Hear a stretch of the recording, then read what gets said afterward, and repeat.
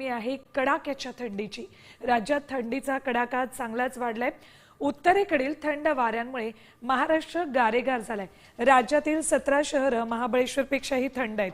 अहिल्यानगरमध्ये 6.6 अंश तापमानाची नोंद झाली आहे। मुंबईचं किमान तापमान 15 तर माथेरानचं किमान तापमान 17 अंश नोंदवलंय।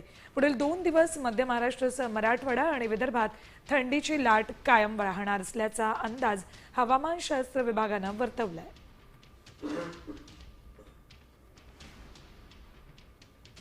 अहिल्यानगर 6.6 अंश, गोंदिया 8, नागपूर 8.1 अंश सेल्सिअस, नाशिक 8.2, नांदेड 8.8, मालेगाव 8.8,